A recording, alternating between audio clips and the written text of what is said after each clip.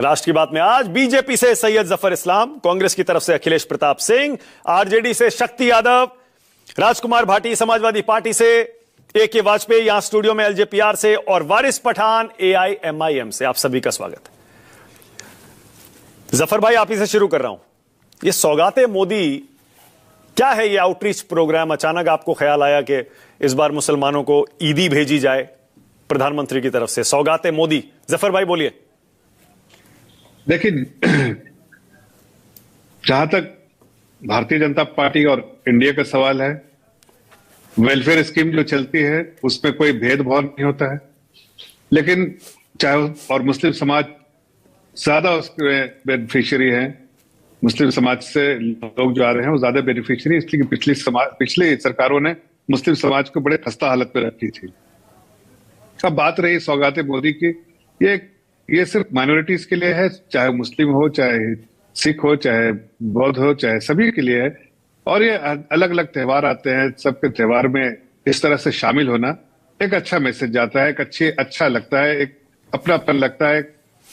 तो उसमें इसको उसी नजरिए से देखना चाहिए कि आज मुस्लिम का त्योहार है, तो जाहिर है मस्जिदों के द्वारा लोगों को इस पैगाम जो है आदरणीय प्रधानमंत्री जी का पैगाम भी मिलेगा और साथ में सौगात भी मिलेगा, तो अच्छी बात है। ये बहुत इसका वेलकम सब पूरे देश के मुसलमान वेलकम भी कर रहे हैं। और उन लोगों को तकलीफ हो रही है जो मुसलमानों को अच्छी हालत में नहीं देखना चाहते होंगे, उनको तकलीफ भी हो रही है कि अरे भाई, हम तो ये वोट बैंक की तरह इस्तेमाल कर रहे हैं, अगर कहीं सौगाते मोदी से कहीं मुस्लिम उनकी तरफ चला गया तो क्या होगा। देखिए, मुस्लिम समाज को वोट के लिए राजनीति नहीं करते हम, सभी माइनॉरिटी दल के लिए है, चाहे वो किसी में भी आस्था रखते हो। अगर मुस्लिम का ईद है तो सिख के लिए गुरु नानक पर्व होगा, या और किसी के लिए कोई और पर्व होगा, बौद्ध के लिए कोई और पर्व होगा, और उस वक्त भी इस मोदी जी की तरफ से ऐसा सौगात जाएगा ताकि एक अपनापन, भाईचारगी का माहौल जो है वो बना रहे। कहीं ऐसा तो नहीं, कुछ विश्लेषक ये कह रहे हैं, देखिए मैं विपक्षी दलों की बात नहीं कर रहा, कुछ विश्लेषक जफर भाई ये कह रहे हैं कि देश में हाल के महीनों में कुछ बहुत सारी ऐसी घटनाएं आपके राज में, आपकी सरकारों में हुई, जिससे शायद मुस्लिम समुदाय में थोड़ी नाराजगी बढ़ी है, कड़वाहट बढ़ी है। अब संभल देख लीजिए, उधर नागपुर देख लीजिए, वहां सिंधुदुर्ग में बुलडोजर चल गया, वो देख लीजिए। कहीं इस नेगेटिविटी को कम करने के लिए तो नहीं आउटरीच आपने शुरू किया? क्योंकि अब बिहार में चुनाव आ जाएगा, आपके सहयोगी फंस जाएंगे वहां पर, क्योंकि बिहार में तो आप अकेले लड़ते नहीं है, वहां तो आपके सहयोगियों को मुस्लिम वोट चाहिए ही चाहिए। देखिए, ये इसका कोई इलेक्शन से लेना देना नहीं है। और अगर किसी भी समुदाय को कोई शिकायत अगर हो, चाहे वो किसी समुदाय, किसी समाज का कोई भी वर्ग, अगर उसको सरकार से कोई बातें कहनी है और उसको अगर कोई शिकायत है उसको दूर करना तो सरकार की जिम्मेदारी होती है। तो अगर आपको ऐसा लगता है कि सरकार आउटरीच प्रोग्राम करे तो वो भी आप समझ लीजिए, लेकिन हकीकत यह है कि ये आप कुछ भी स्पेकुलेट कर सकते हैं, लेकिन हकीकत यह है कि माइनॉरिटीज ग्रुप में जो भी ग्रुप है उसको किसमें भी आस्था रखती हो और उनका अगर कोई त्योहार है, सेलिब्रेशन है, जश्न है, उसके तक सौगात पहुंचता है तो एक अच्छा मैसेज जाता है। नहीं जफर भाई, एक सेकंड, देखिए आज बड़ा अच्छा मौका है, देखिए आज बड़ा अच्छा मौका है, और मैं ये मानता हूं कि क्योंकि मुस्लिम समुदाय और प्रधानमंत्री मोदी के रिश्ते पर आज बहस थी, इसीलिए आप आए हैं आज इस डिबेट में, आपका स्वागत है। आज मैं कह रहा हूं बड़ा अच्छा मौका है। जफर भाई, जरा आज पूरे देश को और हमें समझाइए कि मोदी और मुसलमानों का देश में आखिर ये रिश्ता है क्या? क्यों नरेंद्र मोदी से ज्यादातर देश का मुसलमान इत्तेफाक नहीं रखता, पसंद नहीं करता, वोट नहीं देता आपको? जफर भाई, क्या वजह है?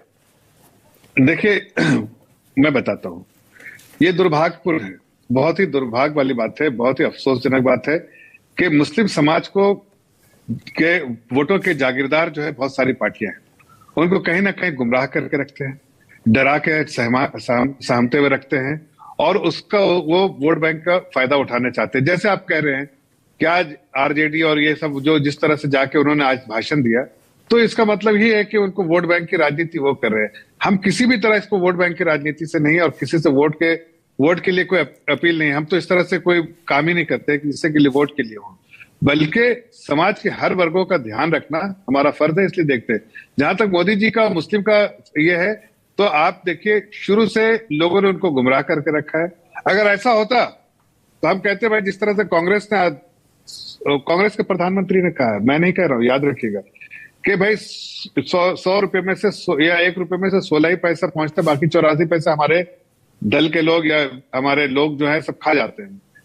अब जो है वो पूरे पैसे पहुंचते हैं, मुस्लिम समाज को ही मिलता है। पहले तो मिलता नहीं था, इसलिए खस्ता हालत थी। आज मुस्लिम समाज में खुशहाल हालत में रह रहा है, सब कुछ मिल रहा है। जफर भाई, लेकिन वोट आपको नहीं देता ना मुस्लिम समुदाय। 1%, 1.5%, 2% देता है। और आपके बहुत सारे नेता तो ये भी कहते हैं कि हमें चाहिए ही नहीं मुसलमानों का वोट, हमें तो हिंदुओं का वोट चाहिए सिर्फ। जो ऐसा कहता है वो गलत कहता है। मैं आपके चैनल से कह रहे हैं, जो भी अगर कहता है डेमोक्रेसी में कि हमको एक वर्ग का, इसका और उसका वोट नहीं चाहिए, जब आप हिंदू राष्ट्र की मुहिम चलाएंगे तो मुसलमान कैसे वोट देगा जफर भाई? ऐसा नहीं। देखिए, हम सबके लिए काम करते हैं, हम सब किसी एक वर्ग के लिए नहीं काम करते, हम सबके लिए, समाज के हर वर्गों के लिए। आपके विरोधी कह रहे हैं जफर भाई, एक ईदी की किट भेजकर, ईद की किट भेजकर आप मुसलमानों को खरीदने की कोशिश कर रहे हैं। नहीं बिकेगा मुसलमान, बहुत सारे लोग कह रहे हैं ऐसे। ये उनकी मानसिकता है ना कि मुस्लिम को हम खरीदने जा रहे हैं। अरे भाई, मैं किसी को खरीदने, किसी को तोहफा तोहफ उनके त्योहार में देना क्या, उसको खरीदते जाते हैं। आज आप ये बताइए कि मुस्लिम समाज को अगर एक छोटा सा तोहफा दिया जा रहा है तो उसके लिए भी उनको तकलीफ हो रही है। वो चाहते ही नहीं है कि मुस्लिम समाज का रिश्ता किसी भी तरह से भारतीय जनता पार्टी से और मजबूत हो। लेकिन उन लोगों को मैं चेतावनी देता हूं, जो लोग इस तरह की गंदी राजनीति कर रहे हैं, वो गलत कर रहे हैं, मुस्लिम समाज के खिलाफ काम कर रहे हैं, उनके मुफाद के खिलाफ काम कर रहे हैं और उनको कहीं ना कहीं कटघरे में खड़ा करने का काम करते हैं। चाहे वैसी हो, चाहे वारिस पठान हो, चाहे और कोई भी। सबसे पहले आपने वारिस पठान का ही नाम लिया और मैं देख रहा था जब जफर भाई बोल रहे थे, वारिस पठान ही सबसे ज्यादा मुस्कुरा रहे थे। आज वारिस पठान पहले आप ही बोलिए, क्योंकि आपको जाना भी है, रोजे से हैं आप। वारिस पठान पहले आप ही बोलिए आज। भैया, प्रधानमंत्री देश का अब ईदी भेज रहा है वारिस पठान, देश का मुस्लिम समुदाय क्यों ना उसे स्वीकार करे? देखिए, आप ऐसे देखिए, महाराष्ट्र में रह रहे हैं और उनको जल्दी है भाई रोजा खोलने की, यही तो समझ में आता है। हाँ बोलिए वारिस पठान, बोलिए वारिस भाई, बोलिए। सुनिए मुझे। अच्छा मानक भाई, देखिए मैं सुन रहा था, एक बात तो मानक भाई थे, दिखावा ज्यादा है। 25 करोड़ की आबादी है, उसमें 32 लाख लोगों को किट दिया जा रहा है। बहरहाल मुसलमान मोदी की किट का मोहताज नहीं है। इंशाअल्लाह ताला मुसलमान ईद बनाएगा, बहुत अच्छी से बनाएगा, धूम धड़ाके से बनाएगा। ये 32 लाखों को दे के आप मुसलमानों को टोपी नहीं पिना सकते जो इतने बरसों से आप पिना रहे हो। और क्या हिसाब से आप बात कर रहे हो मुसलमानों के हित की, जरा बताएंगे मुझे। इतने बरसों में क्या किया? 10 साल में आपने जो मुसलमानों के खिलाफ नफरत फैलाई है देश भर में, इतनी तो लोग बोलते हैं आजादी से लेकर अब तक नफरत नहीं फैली है देश के अंदर। आपको हर चीज से आपने नफरत, कितनी बड़ी बड़ी तो आप सौगात हमको पहला भी दे चुके हैं मुसलमानों को। 2002 का दंगा हम देख चुके हैं, बिल्किस बानो के बलात्कारियों को आपने छोड़ दिया, कितनी अच्छी सौगात दी थी आपने। जकिया जाफरी बेचारी अपना केस लड़ते लड़ते अल्लाह को प्यारी हो गई, समाज को उसका इंतकाल हो गया। जफर भाई बोल, ये आपने सौगात। जफर भाई आपको सबने सुना ना, जफर भाई आपको सबने सुना ना, प्लीज सुन लीजिए। हाँ बोलिए वारिस पठान, बोलिए। मैं तो वारिस भाई से इतना अर्ज कर रहा हूँ कि मुस्लिम समाज के, सुनिए, अगर आप नहीं देखिए, आप खामोश बैठिए। 1 मिनट मेरे भाई। अरे यार मेरे को बोलने तो आप इतनी 10 मिनट बोले, मैं तो बीच में नहीं बोला ना। आप बीच में लेकिन क्यों बोल रहे हो? लेकिन आप बीच में क्यों बोल रहे हो? सवाल आपसे है, मैंने कहा इतना अर्ज कर रहा हूं आपसे, रोजे का दिन है, सच सच बोलना कि आप मुस्लिम के लिए हित में काम करते हो। रोजे से इसलिए पूछ रहा हूँ, या मुसलमानों के खिलाफ अपनी राजनीति चलाने के लिए काम करते हो? अच्छा ठीक है, ओके। वारिस पठान आपकी बारी है, बोलिए वारिस भाई, बोलिए। अच्छा नहीं, अब इसको मैं जवाब देता हूं, अब इनको जवाब देता हूं। मैं तो रमजान में भी सच बोलता हूं और रमजान के बगैर भी सच बोलता हूं, क्योंकि मैं किसी के बाप से नहीं डरता और मैं किसी के अंडर में काम नहीं करता, मैं किसी के तल में चढ़ता हूं। अब आप बताइए, मैं तो मुसलमानों के हित के लिए बात कर रहा हूं, मैं तो माइनॉरिटी के लिए बात करता हूं। आप बताओ मेरे को, आप किसके डर से डर रहे हो? आपको नहीं मिला राज्यसभा, नहीं निकाल दिए गए, आपको क्या फायदा होगा? आपको कुछ पोस्ट नहीं मिलने वाला अभी भी आपको। आप किसके दबाव में आके मुसलमानों का सत्यानाश कर रहे हो? किसके दबाव में आके आप मुसलमानों के खिलाफ बकवास कर रहे हो? देखो आप मेरे को बीच में बोलेंगे, एक मिनट, लेकिन वारिस भाई आप भी पर्सनल मत करिए। आपकी वारिस भाई आप भी पर्सनल मत करिए, मुद्दे पर बोलिए, पर्सनल मत करिए। जफर भाई प्लीज उनको बोलने दीजिए। जफर इस्लाम, जफर भाई, नो एक सेकंड प्लीज, एक सेकंड मत करिए। जफर भाई प्लीज ऐसे बीच में मत टोकिए। देखिए दर्शक सुनना चाहता है, आपकी बात सुनी गई, अब वारिस पठान को सुना जाए। सब एक एक करके बोले ताकि दर्शक समझ सके कौन क्या कह रहा है। वारिस भाई बोलिए, अपनी बात करिए, पर्सनल नहीं, बोलिए। देखिए मैं बोल रहा था कि मुसलमान मोदी की किट का मोहताज नहीं है। 25 करोड़ के अंदर आप 32 लाखों को देके क्या दिखाना चाहते हो? आप हमारे जख्म के ऊपर और नमक छिड़कना चाहते हो? अरे कुछ देना, ये तो हमारी जो वक्फ की जमीन के ऊपर तुम्हारी गंदी नजर पड़ी हुई है, वक्फ की बिल वापस लो ना। अगर सौगात देना है तो जो गैर कानूनी अनकॉन्स्टिट्यूशनल आपने जो वक्फ अमेंडमेंट बिल लाया, जिसमें आपकी नीयत है हमारी वक्फ की जमीन को खा जाने की, हमारी मस्जिदों को खा जाने की, हमारे मदरसों को खा जाने की, वो बिल वापस लो ना। तब मानेंगे हम कि आपको वाकई के अंदर मुसलमानों से मोहब्बत है। अरे कितने मुसलमानों को मेंबर ऑफ पार्लियामेंट बना दिया मोदी ने, बताइए? कितनों को इलेक्शन में टिकट दे दिया चुनाव लड़ने के लिए बीजेपी ने, बताइए मेरे को। आज आजादी से लेकर पहली मर्तबा देश देख रहा है कि पूरे पार्लियामेंट में, पूरे कैबिनेट के अंदर एक भी मुसलमान मंत्री नहीं है। और ये क्या आप मुसलमानों के हित की बात कर रहे हो? अरे मुसलमानों के हिजाब से नफरत, ट्रिपल तलाक के टाइम मोदी ने क्या कहा था कि मुसलमान महिलाएं मेरी बहन है, और जब उस बहन बेटी को हिजाब पहनकर पढ़ने जाना था, मोदी ने रोका। हर दिन गाय के नाम पर एक मुसलमान को मार दिया जाता है, मॉब लिंचिंग कर दिया जाता है, तब तो मोदी जी खामोशी के साथ, चुप्पी साथ। आपके मंत्री, आपके कैबिनेट मिनिस्टर स्टेज से खड़े होकर बोलते कि मुसलमानों को मस्जिद में घुस के चुन चुन के मारेंगे, तब मोदी जी खामोश रहते हैं। क्यों लगाम नहीं लगा जाती? आपके राज में आप ही का एक आदमी बोलता है हमारे हुजूर मोहम्मद मुस्तफा सल्लल्लाहु अलैहि वसल्लम की शान में गुस्ताखी करता है, हम एफआईआर करते हैं, केस होता है, उसको अरेस्ट नहीं करा जाता, मोदी खामोश रहता है। मुसलमान हर चीज बर्दाश्त कर लेगा, लेकिन हमारे हुजूर की शान में गुस्ताखी किसी कीमत पर बर्दाश्त नहीं करेगा। क्या किया आपने उसके लिए? और मोदी जी अब आगे 32 लाखों को देंगे। अरे ये तो बिहार के इलेक्शन के पहले का स्टंट है मानक जी, लेकिन मुझे यकीन है कि बिहार का मुसलमान भी खुद गर्ज, बिहार का मुसलमान भी इतना सक्षम है कि वो अपना इलाज खुद कर लेगा, अपना इफ्तार, अपना ईद खुद बना लेगा, नहीं मोहताज है आपकी नफरत का। आपने 10 साल में नफरत के सिवा फैलाया क्या? मुझे बताइए, एक बात का मुझे जवाब दीजिए। माइनॉरिटी का बजट कम कर दिया आपने। हमने कहा अगर आप कुछ करना है मुसलमान महिलाओं को डिमांड ड्रिवन स्कॉलरशिप दीजिए, आपने स्कॉलरशिप नहीं दिया। आज सबसे बड़ा मुद्दा जो मुसलमान के लिए देश में है मानक भाई, वो ये हमारी वक्फ की जमीन के ऊपर जो मोदी की नजर है, जो हम चाहते हैं कि भाई मोदी जी बिल वापस ले ले। चलिए वापस लीजिए, अगर सौकात देना है, अगर आपको ईदी देना है, वक्फ का बिल जो आपने डाला है असंवैधानिक गैर कानूनी बिल वापस लेकर देखो, हिम्मत है, जिगरा है, 56 इंच है ना, 56 इंच खोल के दिखाओ, मानेगा वारिस पठान सलाम ठोकेगा जाके, वरना ये जुमलाबाजी और ये मुसलमानों को टोपी पहनाना कम कर दो। ईद के रमजान में आते हो, इफ्तार के अंदर टोपी पहनते हो, खजूर खाते हो, बाद में मुसलमानों को टोपी पहना के चले जाना, ये बीजेपी का असली चेहरा, असली मुखौटा है। इसलिए जफर भाई,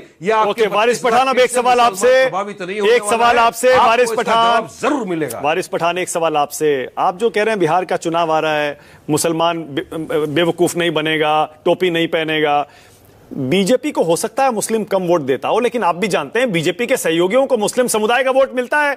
बिहार में ही देख लीजिए जेडीयू एलजेपी, महाराष्ट्र में देख लीजिए एनसीपी अजीत पवार वाली, वोट मिलता है। ऐसा नहीं है बीजेपी के सहयोगियों को वोट नहीं मिलता है। अच्छा नाम लिया, हाँ अच्छा नाम लिया, अच्छा सवाल किया मानक भाई। अभी आपने बीजेपी के सहयोगी का नाम लिया और साथ में आपने अजीत पवार का भी नाम ले लिया, बड़ी अच्छी बात की। 4 दिन पहले मुंबई में इफ्तार रखा था उन्होंने, खूब मस्त टोपी पहने, रुमाल लगा के खड़े होकर कहा कि मुसलमान मेरे भाई है, मुसलमान मेरी बहनें हैं, मुसलमान को कोई आंख दिखाएगा उसकी आंख निकाल लूंगा, कोई भी सांप्रदायिक तनाव फैला करने की कोशिश करेगा हम उसका हाथ पैर तोड़ देंगे, काफी चीजें उन्होंने कहा। मैं पूछना चाहता हूं, आप ही के सहयोगी नीतीश राणे ने कहा कि मस्जिदों में घुस घुस के मारेंगे मुसलमानों को, निकालो, चलो उसको बाहर निकालो, निकालो उसको कैबिनेट से, करो कि उसके ऊपर तो एफआईआर है, अरेस्ट करो उसके ऊपर। अरे आप ही के राज के अंदर क्या हो रहा है मानक भाई, आप तो खुद देख रहे हो ना यार। एक ह्यूमर के ऊपर ये जाके क्रिटिसिज्म को बोलते हैं हमारा सोल ऑफ डेमोक्रेसी। मोदी ने कहा criticism soul of democracy. Okay, Zafar Islam जवाब दे रहे हैं, उसके बाद आगे जा रहा हूं। के अंदर देखिए क्या जफर इस्लाम आप जवाब दीजिए, आगे जा रहा हूं। तोड़ दिया, इसलिए इनकी करनी और जमीन आसमान का फर्क है। मानक भाई इनकी बात पे कोई भरोसा नहीं करता, ये जफर भाई को कुछ मिलने वाला नहीं है बीजेपी से, मगर बस इनको कुछ काम है मोदी से, इसके लिए बस लगे पड़े, वो भी काम नहीं होने वाला। जफर भाई मेरे को मालूम है, राज की बात करें तो जाने महफिल में क्या हो, इशारों को अगर समझो, राज को राज रहने दो बस। जफर भाई अरे बोल देता हूँ, राज नहीं सुनो, आज मैं खोल ही देता हूँ तुम्हारी राज। हकीकत यह है, जुबान मेरे मुंह में ऐसी तेज तर्रार है, बोलूंगा पानी पानी हो गए निकलोगे यहाँ से। अरे मेरे को तुम्हारे बाप से डर नहीं लगता, तुम कौन है भाई? अरे किसको धमकी दे रहा तू? जफर भाई प्लीज, किसको धमकी दे रहा तू? अरे मैं किसी के बाप से नहीं डरता, मैं तेरे बाप से नहीं डरता। चल अपने औकात में रह, औकात में रह तू। अरे क्या हो गया? अरे चल, ऐसी हैसियत क्या है साले? तुमको क्या हो, तुमको सब पता है, तुम भी तुम्हें मालूम है। तो तुम्हारे अपने पैसे से बिकने वाले लोग तुमको नहीं मालूम बागडोगरा के कुएं में खड़े रह गए। जफर इस्लाम वारिस पठान, जफर भाई पैसे से बिकने वाले लोग, जफर भाई तुम्हारे को अगर मुसलमानों को पता है तो जफर भाई वारिस पठान प्लीज रुक जाइए, प्लीज पूरे परिवार साथ में बैठकर हमारा शो देखते हैं। मेरा जुबान मत खुला, थोड़ा तो लिहाज करिए, मेरी प्लीज जुबान नहीं खुलाना, प्लीज थोड़ा लिहाज। छोड़ो ये सब बातें, हमें डर नहीं लगता किसी से। तो छोड़ूंगा भी नहीं। हाँ तो तुम छूटोगे भी नहीं, ये भी याद रखना। किसके बाप से डरता है क्या हम? किसी से डरो या नहीं डरो, लेकिन तुम्हारे से कोई डरता नहीं। छेड़ना नहीं, छोड़ूंगा भी नहीं। अरे छोड़ो रे यार, तुमको धमकी देना अपने घर वालों को, यहाँ धमकी से डरने वाले लोग नहीं है। मैं ये कह रहा हूँ कि देखिए ऐसा है, इनको अगर इनकी ऐसे एक मिनट जाएगी तो घुस जाएगा गली के अंदर। अरे वारिस भाई क्या हो गया? किसको धमकी दे रहा है? प्लीज तुम्हारे से घर में घुस के मारने वाले लोग हैं, समझे? आज तुम्हारी हैसियत ही क्या है? अरे आप दोनों शायद रोजे से हैं, क्या कर रहे हैं जफर भाई वारिस पठान, क्या कर रहे हैं आप लोग? मैं बोला था छेड़ना नहीं, छोड़ूंगा नहीं। अरे छोड़ना, तुमको तेरी हैसियत ही कुछ नहीं है। अरे तेरी हैसियत नहीं कुछ, इसलिए जफर भाई वारिस पठान प्लीज, आप दोनों रोजे से हैं, क्या कर रहे हैं? क्या कर रहे हैं आप लोग? मेरे मुंह नहीं लगना, मैं 2 टकरे के चिल्लर। अरे नहीं समझाओ इसको, मेरे मुंह नहीं लगे। ये वारिस पठान क्या हो गया वारिस भाई? ये दो टके का रोजे में ये सब हराम होता है, आपको नहीं पता है? क्या कर रहे हैं आप लोग? 2 टके का आदमी, समझा? अपनी हैसियत में रहे 2 टके का आदमी। जफर भाई प्लीज आप भी रुकिए ना, क्या कर रहे हैं? छप्पड़ चले मैं अपनी बातें कर रहा हूँ, औकात मेरे अपनी टपोरी, मैं अपनी औकात में जैसे 36 को जेब में रख के घूमता हूँ, कचरे के मुंह पे फेंकता हूँ, कचरे के मुंह पे। 36 के लायक तो नहीं तेरे, तू 36 के लायक नहीं, तेरे 36 तेरे साथ 36 तेरे जैसे लोग घूमते रहते हैं। एक मिनट अब रुकिए जरा, एक सेकंड रुकिए। जफर इस्लाम वारिस पठान, आप दोनों मुस्लिम समुदाय से आते हैं और मैं मानकर चल रहा हूं आप दोनों रोजे से हैं। मैं कितनी बार कहूं भाई, रोजे में हराम होता है, क्या कर रहे हैं आप लोग? अपने धर्म का थोड़ा लिहाज करिए, थोड़ा सा हमारे दर्शकों का लिहाज करिए भाई, सारे परिवार साथ में रोते हुए जाएगा। क्या कर रहे हैं आप लोग? समझा तू, रोते हुए जाएगा ऐसे, इतना सुना सकता हूं तेरे को, समझा क्या? अरे वारिस भाई क्या हो गया? नहीं लगना, आप अपने घर में रहना, मुझे डर नहीं लगता तुमसे, समझे? क्या हो गया? चल अपनी बात रख, चल निकल, अपनी बात रखो, निकल चल। वारिस पठान क्या कर रहे हैं? अपनी बात रखो, निकल चल। 2 टके का इंसान जो है, इसकी हैसियत क्या है जो इस तरह से बात कर रहा है? थोड़ी इस तरह से चले, चले औकात मेरे मुंह नहीं लगना। जफर, मैं भी बोल रहा हूँ तेरे को फाइनल। एक मिनट रुक जाइए, हटाइए दोनों को, हटाइए अखिलेश प्रताप सिंह को लाइए, अब हटाइए दोनों को, हटाइए अखिलेश प्रताप सिंह को लाइए। अखिलेश जी थोड़ा मुद्दे पर लाइए डिबेट को। अखिलेश जी, प्रधानमंत्री ने जो ये सौगाते मोदी किट भेजी है देश के मुसलमानों के लिए, इस पर आपकी क्या प्रतिक्रिया? अखिलेश जी बोलिए। देखिए आदरणीय मोदी जी का जो ईद पे ईदी का सौगाते मोदी है, वो तो वक्फ बिल है। मुसलमानों को जो सौगाते मोदी है वो तो वक्फ बिल है। आराम से समझ सकते हैं आप कि अगर सही में उनको अल्पसंख्यक या मुस्लिम भाइयों से जरा सा भी ईद के नाम पे ही सही उन्हें अगर थोड़ा सा स्नेह और प्यार है तो उनकी भावनाओं को समझो। आप वक्फ बिल जो सब पूरा विपक्ष विरोध कर रहा है, जिसका संवैधानिक रूप से बनाओ ना। हर कोई चाहता है कि अच्छा वक्फ बिल बने, लेकिन उन्हें तो कुछ भूमाफियाओं के लिए वक्फ बिल बनाना है। तो ये एक जुमला है। और दूसरे आप बता रहे हैं कि सौगाते मोदी जी का जो है, जो ईदी जा रही है, वो एक पैकेट है, लिफाफा है। क्या उसमें एक खेद व्यक्त किया हुआ लेटर है कि हमने 10 वर्षों में जो आपको हर बात पे पाकिस्तान भेजा और गद्दार बताया और पीड़ा पहुंचाने वाले शब्दों का प्रयोग किया, उसके लिए हमें खेद है? ये है क्या उसमें? क्या उसमें ये है एक पत्र कि हम आपसे ये वादा करते हैं कि भविष्य में भी अब हमारी पार्टी का कोई भी व्यक्ति आपका दिल दुखाने वाला, आपको अपमानित करने वाला, आपको इस तरह से बातों से नवाजने वाले शब्दों का प्रयोग भविष्य में बीजेपी का कोई नेता या मैं स्वयं नहीं करूंगा। ये कोई उसमें एक लेटर है? ये होना चाहिए ना, तभी तो विश्वास जगेगा। अच्छी बात है, विश्वास जगावें, हर कोई चाहता है जगावें, लेकिन खाली हवाई न्यूज में भैया आप लोगों के लिए, एक डिबेट के लिए नहीं। यकीन से ये कहिए। दूसरी बात, क्या योगी जी ने अभी तक मोदी जी के इस क्रियाकलाप का स्वागत किया? या अपने प्रदेश में बढ़ चढ़ करके इस गिफ्ट का प्रचार करेंगे या पहुंचवाएंगे सकुशल, क्योंकि वो तो और भी हेट स्पीच में उनसे भी आगे निकल चुके हैं। तो उनका क्या होगा? अभी तक तो कोई इसका स्वागत योग्य भाषण या उनका स्वागत करने की बात प्रदेश के मुखिया से मुखों से नहीं सुनाई दिया। तो क्या मतलब निकाला जाए, क्या कहा जाए? और भाई इस ईद के समय नवरात्र भी है, क्योंकि अब आपकी गाड़ी बिहार में फंसी है, तो अब आपको वोट दिख रहा है, तो इसलिए आपको वोट बैंक दिख रहा है। अगर आपको सच्चा प्यार या स्नेह देना है तो आप कंक्रीट काम करिए जिसमें लोगों को विश्वास हो। हर बात पे, हर दिन, हर समय बीजेपी के लोग मुस्लिमों के प्रति अभद्र भाषा का प्रयोग करते हैं, तरह तरह के अपमानित करते हैं। तो आज से बंद कर दीजिए ना, बहुत अच्छी बात होगी। हम पूरा हिंदुस्तान खुश हो जाएगा, सिर्फ अल्पसंख्यक या मुस्लिम ही नहीं। इस तरह की राजनीति आप शुरू कर दीजिए, हर कोई सराहेगा बीजेपी को, मोदी जी को। आपने बड़ी एक इंटरेस्टिंग बात कही, स्टेप उठाइए। अखिलेश जी आपने बड़ी इंटरेस्टिंग बात कही है, न्यूज बनाने के लिए सिर्फ नहीं। अखिलेश जी आपने बहुत दिलचस्प बात कही है और वाजपेयी जी को उसका जवाब देना चाहिए कि बिहार के चुनाव में फंस गए। तो यही है ना। हाँ, वाजपेयी जी को मैं कह रहा हूं जवाब देना चाहिए, बिहार के चुनाव में फंस गए। मानक जी सच्चाई कैसे मानक जी सच्चाई तो क्या कर रहे हो, कैसे फंस गए हम? मानक जी सच्चाई तो यही है। मानक जी सच्चाई तो यही है ना। मानक जी 1 सेकंड, 10 सेकंड मानक जी। हाँ बोलिए। सच्चाई तो यही है ना कि अगर आप सही में अल्पसंख्यकों से स्नेह करते हैं या उनके प्रति आपकी अच्छी भावना जागृत हो गई है 10 साल बाद, तो आप कुछ कंक्रीट दीजिए ना। एक थैले में रख करके आप चाह रहे हैं कि आपको हर कोई एक वादा, ये मेरा अगला कमिटमेंट है और पिछले का हमारा सॉरी। तो ये जब करोगे तब विश्वास जगेगा, तब लोग मानेंगे।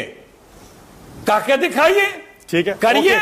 एक वाजपेयी, तो ये तो देश चाह ही रहा है। ठीक है वाजपेयी जी की बात क्या? अब वाजपेयी जी अब आप बताइए। अच्छा पहले आप मुझे ये बताइए, आज की डिबेट में जेडीयू हिस्सा क्यों नहीं ले रही, बताइए वाजपेयी। हम दूसरी पार्टी का कैसे बताएंगे? ये रेलेवेंट है, प्रासंगिक है ये सवाल।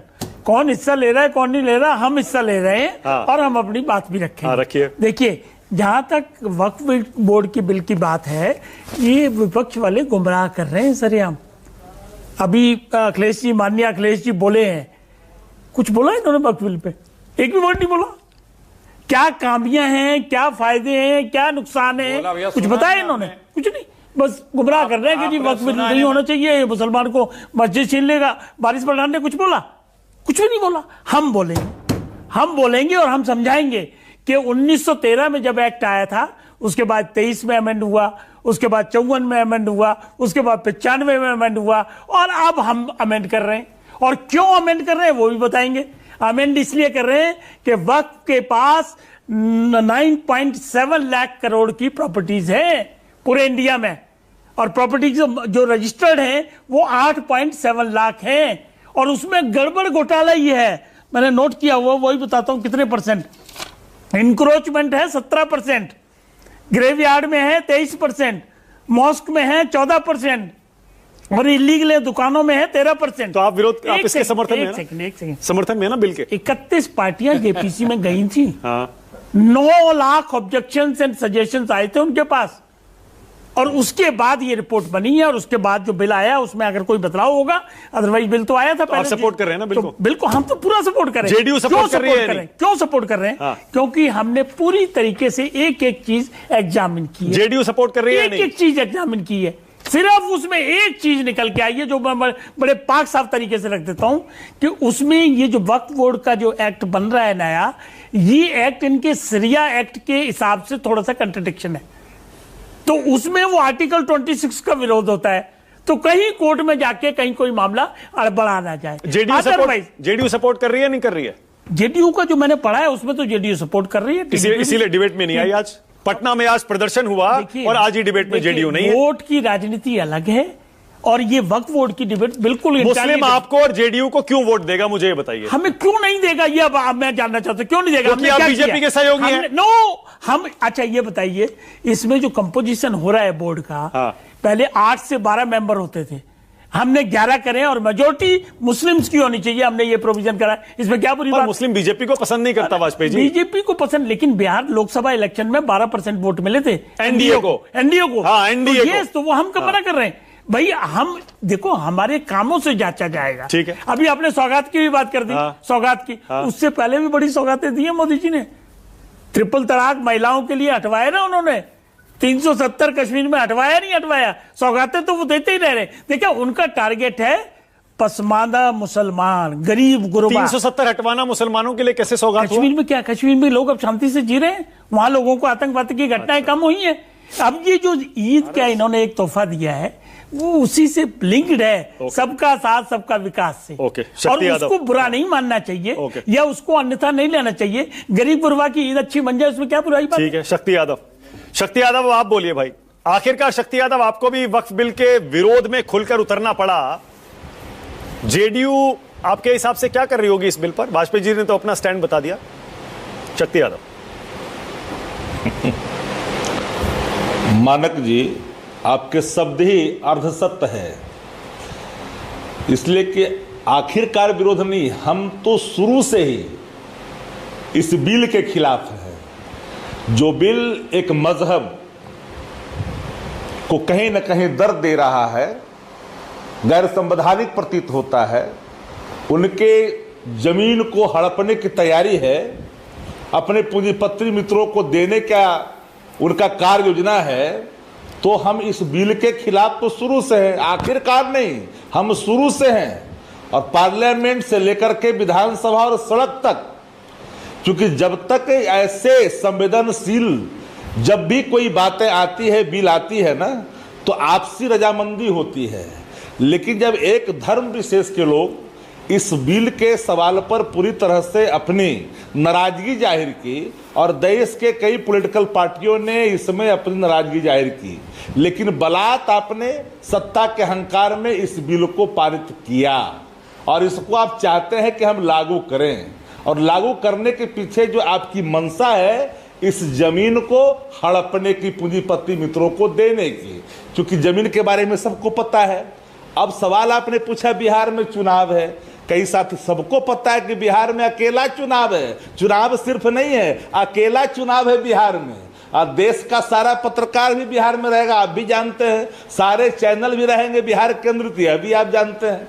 लेकिन सवाल है कि जब यहाँ जब धरना देख रहे थे आप, उस धरने में उस मसाइल के प्रति जो हमारी समर्थन हमारा है, वो मसला क्या है? मसला है कि जो लाया गया बिल है, वक्फ बोर्ड संशोधन जो लाया गया है, उस 2024 बिल आया, उसके खिलाफ हम है कि हम नहीं होने देना चाहते बिहार के अंदर में।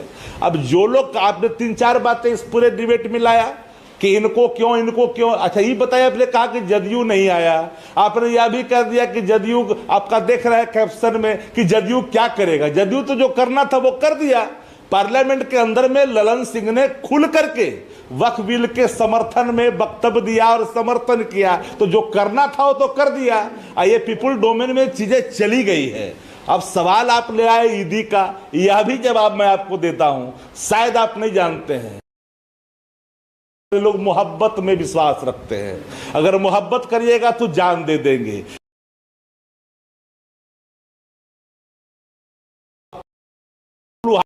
हो, उनके हृदय को छलनी करते हो, उनको अपमानित करते हो, उनके रिलीजन पर हमला करते हो, और एक दिन का निवाला आप चाहते हो कि मोहब्बत में तब्दीलियां लाए। माफ करिएगा, ऐसे नहीं होता। ऐसे आप जानते हैं कि आप किसी भी त्योहार में मोहब्बत के कारण किसी के यहां आना जाना, खाना पीना होता है, लेकिन मोहब्बत आपके अंदर नहीं है। पहले आप बदलिए। अगर आपने लाया है, शुरुआत किया है, अंगुली माल भी इस देश के अंदर में संत हुए हैं, ऐसा नहीं है कि संत नहीं हुए हैं। हमने वाल्मीकि हमारे यहाँ उदाहरण है कि भाई वो क्या थे और क्या हो गए। तो अगर आप शुरुआत करना चाहते हैं तो ठीक ही कहा हमारे साथियों ने कि वक्फ बिल पर आपका जो स्टैंड है, पीछे हटिए और ईदी के रूप में देश के मुसलमानों को आप दीजिए। शक्ति यादव, मान जाएंगे। आपको भी पता है बीजेपी मुसलमानों के वोट के लिए बहुत ज्यादा कोशिश नहीं करती है। ये जो आउटरीच प्रोग्राम है, ये बीजेपी के सहयोगियों के लिए हो सकता है, और जेडीयू एलजेपी बीजेपी के सहयोगियों को मुस्लिम समुदाय वोट देता है। शक्ति यादव, मान लीजिए इस बात को, नीतीश कुमार जी को, चिराग पासवान को, अच्छा। जीतन राम मांझी को मुस्लिम अच्छा। समुदाय वोट देता है, लोकसभा में भी दिया है। अच्छा ये बताइए, आपने कहा देता है, मैं मान लेता हूं, हमको मानने में क्या जाता है, हम मान लिया कि देता है, लेकिन इसी दिन के लिए थोड़ी दिया था कि 3 तलाक से लेकर करके 370 से लेकर वक्फ बिल इसलिए नहीं दिया था, देखा था कि अगर देंगे तो मेरे मसाइल पर इनके स्टैंड हमारे रक्षा के लिए आएंगे, जब ये इस मसाइल पर इनके जब रक्षा के लिए आगे नहीं बढ़े, आवाजें नहीं उठाएंगे, तो क्या करेगा, तो निर्णय उनका होगा। लेकिन इतनी बात तो है, दस्तरखान अगर अस्तबल में खाना खिलाओगे, अस्तबल में खाना खिलाओगे तो इस्लाम धर्म के मानने वाले लोग नहीं खाएंगे, वो दस्तरखान पर। ओके, जफर इस्लाम का जवाब, उसके बाद राजकुमार भाटी चाहिए। जफर भाई बोलिए। ऐसी बात नहीं कर, जफर भाई बोलिए। देखिए, ऐसा है कि इसको गलत नजरिए से देखा जा रहा है। हमने जैसा पहले कहा कि सभी धर्मों के लिए है, एक ही तरह की सोच है हमारे पार्टी की, और प्रधानमंत्री ने बार बार इस बात का जिक्र भी किया है। और उस चीज को अगर वाकई एग्जामिन करना है तो आप कर सकते हैं। जो हमारी वेलफेयर स्कीम है, अगर कोई भेदभाव करना होता तो वहां भी किया जा सकता था, बहुत आसान था करना, लेकिन हमने कभी भेदभाव नहीं किया, बल्कि अगर जो गरीब तबका है, चाहे वो मुस्लिम समाज का हो चाहे कोई भी समाज का हो, वो उसका बेनिफिशियरी है। आज अगर एक इनिशिएटिव है जिसमें हर धर्मों के लिए, खासकर माइनॉरिटीज के लिए, माइनॉरिटीज के में जो भी धर्म के मानने वाले लोग हैं, चाहे वो बौद्ध के हों, चाहे जैन के हों, चाहे सिख हो समाज के हो, क्रिश्चियन हो, ऐसे में उनके लिए अगर उनको उनके साथ अगर इस तरह का बर्ताव किया जाए तो अच्छी बात है, इसमें उसको वेलकम करना चाहिए। नहीं जफर भाई, काम करिए, फिर स्पेसिफिक सवाल पूछ रहा हूं। ओके, स्पेसिफिक सवाल पूछ रहा हूं, क्या वजह है कि मुस्लिम समुदाय आपको, बीजेपी को वोट नहीं देता, आपके सहयोगियों को वोट दे देता है? देखिए, हमारी कोशिश ये रहती है कि, कोशिश है भी और बराबर ये रहेगी कि मुस्लिम समाज को मेन स्ट्रीम में लाएं, और जो उनको उनका वोट हमें मिले। हम कोशिश करते हैं मुस्लिम, लेकिन कोई यहाँ पर इस इनिशिएटिव का वोट से कोई लेना देना नहीं, ये मैं आपको बात नहीं, आप मेरे सवाल का जवाब दे। एक मिनट, मैं दोबारा पूछ रहा हूं। मैं दोबारा पूछ रहा हूं, मुस्लिम समुदाय बीजेपी को वोट क्यों नहीं देता और बीजेपी के सहयोगियों को वोट क्यों देता है? देखिए, ऐसा वही कह रहा हूं मैं कि चाहे वो हमारे पार्टनर्स को देता हो या हमें देता हो, हम तो चाहते हैं कि सभी को, हम मुस्लिम समाज का वोट हमें मिले, और इसके लिए हम कोशिश करते रहते हैं। अगर सहयोगियों को देता है तो सहयोगी तो हिस्टोरिकली वो बराबर देते रहे, सहयोगी कभी इंडिया के पार्टनर, कहीं सहयोगी आपके तुष्टीकरण तो नहीं करते? इसलिए तुष्टीकरण तो नहीं करते सहयोगी आपके? नहीं, ऐसा नहीं, ये तो आरोप लगा। देखिए, हर पार्टी का अलग अलग राजकुमार भाटी, स्ट्रेंथ होती है, हर पार्टी का कुछ ना कुछ स्ट्रेंथ रहता है, उसकी स्ट्रेंथ होगी मुस्लिम समाज से वोट। राजकुमार भाटी, लेकिन मैं आपको ये कह रहा हूँ कि हम इस कोशिश में है कि मुस्लिम समाज का हमें वोट मिले, और हम मुस्लिम समाज को भी मेन स्ट्रीम में लेकर। ठीक है, बहुत गुंडे मवाली जैसे बहुत सारे लोग हैं जो मुस्लिम समाज के, उनको मेन स्ट्रीम में लाना है, ताकि वो जो समाज के लिए अच्छा काम करे और अपने कम्युनिटी के लिए बेहतर काम कर पाए। ओके, राजकुमार भाटी साहब माफ करिएगा, एंड में आ रहा हूं और थोड़ा टाइम कम बचा, शुरू में थोड़ा आपने देखा ना क्या हुआ। बोलिए भाटी जी, बोलिए। नहीं, ये मोदी जी के प्रधानमंत्री रहते हुए उनके शासनकाल में 21वीं ईद है। 10 साल मोदी जी को हो गए, साल में 2 बार ईद आती है, तो 10 साल तक तो ये 11वां साल है। 10 साल तक मोदी जी ईडी भेजते रहे, अब 11वीं साल में ईदी भेज रहे हैं। जैसा कि आपने कहा कि जो सौगाते मोदी है, इसे मैं ईदी कहूंगा, तो 10 साल तक तो ईडी देते रहे, 11वें साल में ईदी दे रहे हैं। नहीं, लेकिन कहावत है कि देर आयत दुरुस्त आयत। मैं इसका बिल्कुल हृदय से स्वागत करता हूं, और मुझे बहुत प्रसन्नता है कि भारतीय जनता पार्टी की समझ में अगर ये बात आ गई है कि किसी धर्म के खिलाफ नफरत फैलाने से कुछ हासिल होने वाला नहीं है, किसी धर्म को गाली देने से, उसको अपमानित करने से, उसको मुख्य धारा से काटने से कुछ हासिल होने वाला नहीं है।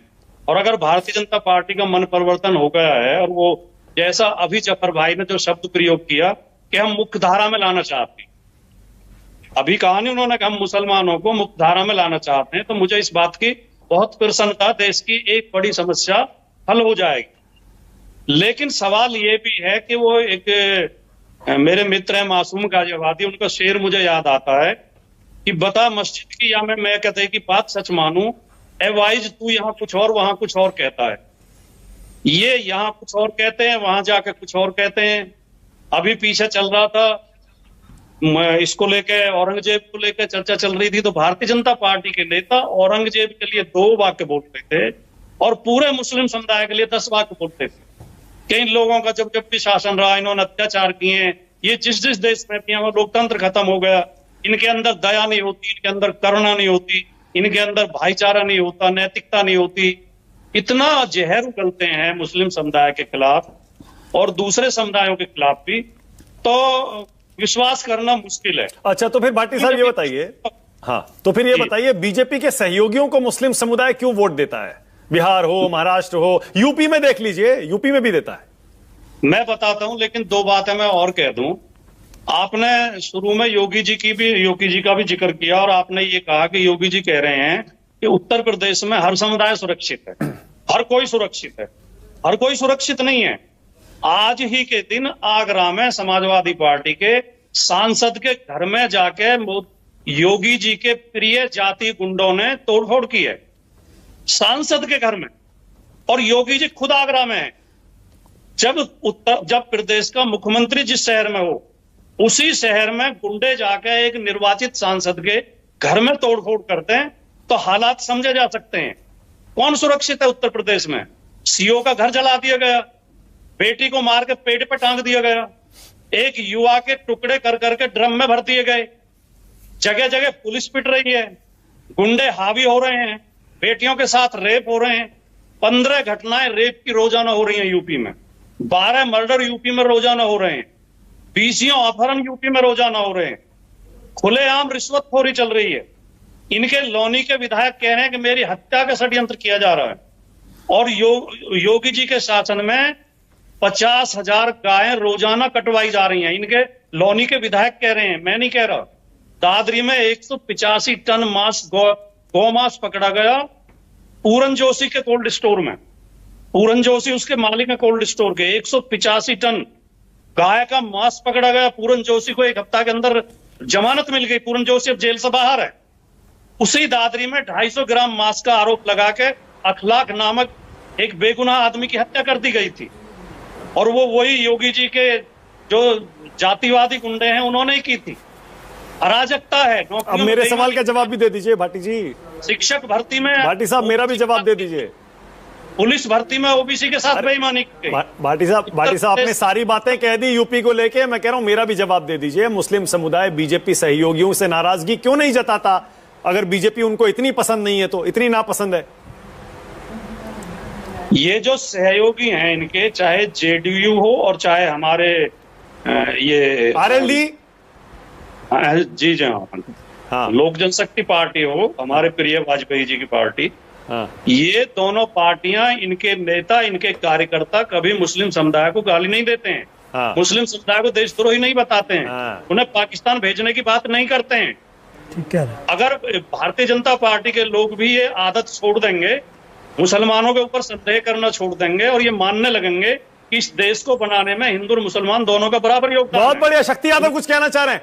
शक्ति यादव जल्दी से बोलिए, क्या कह रहे हैं भाई? वाजपेयी जी और नीतीश कुमार और पासवान को तो वोट मिलेगा, इसका मतलब जो भाटी जी कह रहे हैं। मानक जी, ये प्रश्न ही आने वाले कल में समाप्त हो जाएगा। ये प्रश्न आप नहीं कर पाएंगे, क्योंकि जो हालात है उन हालातों में ये प्रश्न जो है मौजूद नहीं रहेगा। आने वाले कल में ये प्रश्न आपके स्क्रीन पर नहीं देखे जाएंगे, क्योंकि वक्त के सवाल पर जो इन लोगों का स्टैंड रहा है, उन स्टैंडों में सब बात पूरे पीपुल डोमेन में गई है। हम शुरू में भी कहा, ये इस्लाम धर्म के मानने वाले लोग पूरी तरह से लिबरल भी होते हैं, डेमोक्रेटिक भी हैं, लेकिन ये मोहब्बत पसंद करते हैं। नफरत की जो हालात आपने पैदा की है और सहयोग कर रहे हैं, सहयोगी बन करके आप पर विश्वास किया और आपने विश्वासघात किया। वाजपेयी जी जवाब मैं सिर्फ वाजपेयी जी जवाब दे रहे हैं आपका। मैं सिर्फ एक जरा सी बात कह रहा जल्दी से बोलिए हूं कि वाजपेयी। देखिए, हमारी पार्टी हो चाहे बीजेपी हो चाहे कोई हो, माइनॉरिटी प्रोटेक्शन की बात हम हमेशा करते रहे। कॉन्स्टिट्यूशन का मैंडेट है कि जो माइनॉरिटी में है, चाहे मुस्लिम है, हम मुस्लिम की बात नहीं कर रहे, माइनॉरिटीज की बात। ऐसा लगता है आपको तलवार की धार पे चलना पड़ता है? कोई तलवार की एक तरफ बीजेपी से भी बना के चलना है, अरे भाई, दूसरी तरफ मुस्लिम का वोट भी चाहिए। देखिए, उनकी बीजेपी अपनी पार्टी है, आज उनके नंबर ज्यादा, आज हमारे नंबर कम है, हमारी अलग पार्टी है। ये तो अलायंस है ना। लेकिन सरकारें संविधान से चलती हैं, चलेंगी और चलती रहेंगी, और उसमें मैंडेट क्या है कि माइनॉरिटी शुड बी प्रोटेक्टेड। तो वो हम करते हैं, और वो सरकारें भी करती हैं। ओके, अखिलेश जी एक कमेंट करिएगा। अखिलेश जी, बीजेपी के सहयोगी क्यों मुसलमानों को पसंद आ जाते हैं? अखिलेश जी देंगे, बोले थे। नहीं, ऐसा नहीं है, आप गलत तब से व्याख्या और इस्टेब्लिश करने में लगे हैं। थोड़ा बहुत कहीं सॉफ्ट कॉर्नर रहता है, लेकिन ऐसा नहीं। हाँ, बीजेपी इतना नहीं उनसे माइनॉरिटी दूर रहती है, लेकिन ऐसा नहीं है। बीजेपी के साथ जाते ही वो भी उसी तरह के हो जाते हैं, उनको भी इस तरह। क्योंकि देखिए, वो जो बीजेपी का जो डीएनए है ना, वो तो बिना इनके लिए अपशब्द का प्रयोग किए उनकी भाषा न शुरू होगी न अंत होगी। और ये बता रहे हैं कि संविधान से शुरू होगा, संविधान की बात होगी। ये इन्हीं के पार्टनर और इन्हीं के लोग कहते हैं कि बहुसंख्यक जो चाहेगा वो देश में होगा। यहाँ तक एक हाईकोर्ट के जज भी बोलते हैं। उसके बाद हाँ, एक हमारे प्रदेश के मुख्यमंत्री विधानसभा में भी यही बात बोलते हैं। तो हर बात पे रोजाना अब उर्दू में आप सौगातें मोदी जी भेज रहे हैं, और उर्दू बोलने वाले को ये लोग कहते हैं कि कठमुल्ला बना रहे हो। ओके, टाइम खत्म। तो Zafar Islam 20 second closing comment. Zafar भाई बोलिए, मुसलमान कैसे यकीन करेगा बीजेपी पर? देखिए, बीजेपी पर यकीन करने लगा है मुसलमान, आगे आने वाले दिनों में और भी ज्यादा यकीन करेगा। और मुझे उम्मीद है, चूंकि हमारी भेदभाव की राजनीति नहीं है, इसलिए मुझे उम्मीद है कि ज्यादा से ज्यादा मुस्लिम समाज के लोग जुड़ेंगे। हमारा कोई वोट बैंक के लिए नहीं करने का इरादा है, हमारा है कि मेन स्ट्रीम में लाने का इरादा है। और जाहिर है कि अगर कोई आप कम्युनिटी के लिए काम करेंगे, उनके बेहतरी के लिए काम करेंगे, तो उसका फायदा जाहिर है वोट पे भी तब्दील होगा। Okay, all right.